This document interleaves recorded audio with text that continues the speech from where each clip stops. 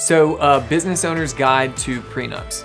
The first thing is that not only are there prenups, or what we technically call antenuptial agreements in Alabama, there are also postnuptial agreements in Alabama. A lot of folks have started their business after getting married.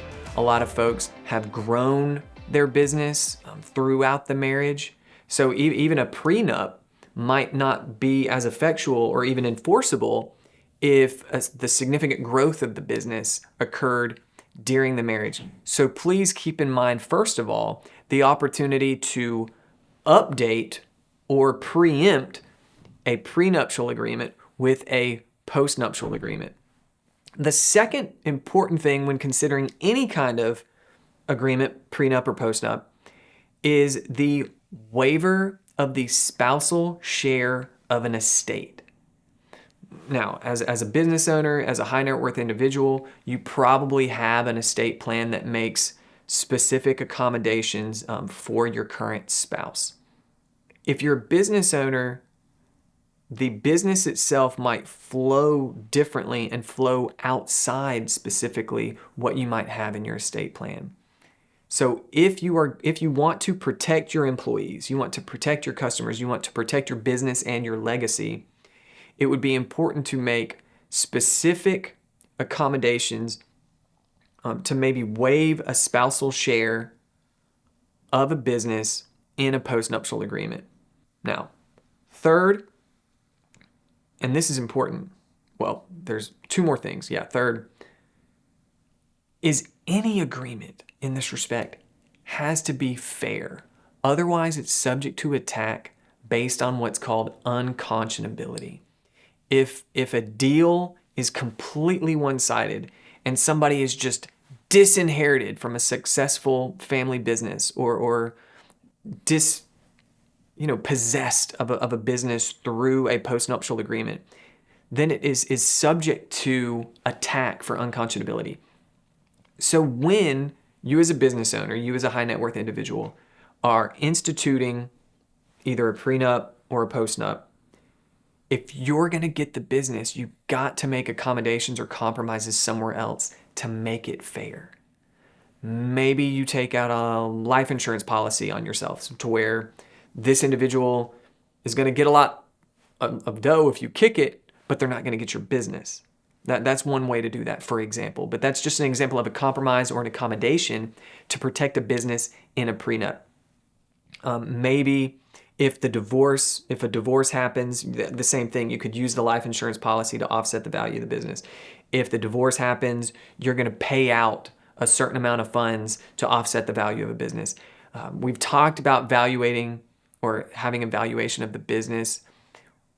That's going to be important in a prenup or postnup because those agreements have to have itemized schedules, almost like a personal balance sheet. And one of those big line items on the asset side is going to be the value of your business. So having a valuation is going to be important.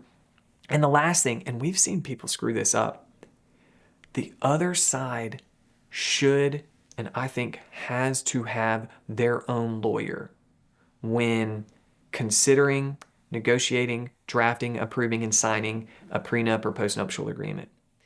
If you don't want this document to get attacked later on, to be voided or voidable by the court, having a reputable, trustworthy, competent lawyer on your side, of course, but on the other side. So if the other side of your case, 10 years from now, you're getting divorced, it's time to enforce this prenup or postnup, they're not just attacking the document. They're attacking the competent, trustworthy, good reputation lawyer on the other side, the one that appears in front of these judges all the time, the one that these judges knows their shit. So if they helped draft this postnup or prenup, if they approved it and signed off on it with their client, then that's something the judge can rely on. And that's something when folks are trying to pull the wool over somebody, hey, sign this. That's not how you want to approach this. Not if you're trying to protect your legacy, not if you're trying to protect your business.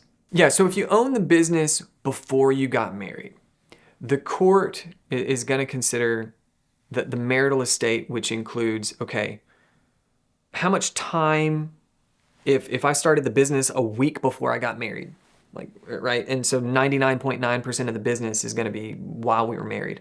Well, is going to be different from, I owned this business for 25 years before we got married. I mean, that would be a great opportunity for a prenup, to your point.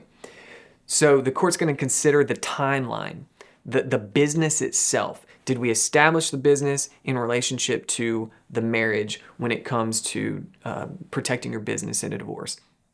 The other thing a court can and should consider is the growth and income of a business.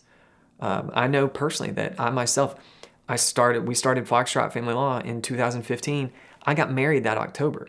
So yeah, I mean, we founded Foxtrot Family Law before I got married, but 95% of Foxtrot's universe is during my marriage.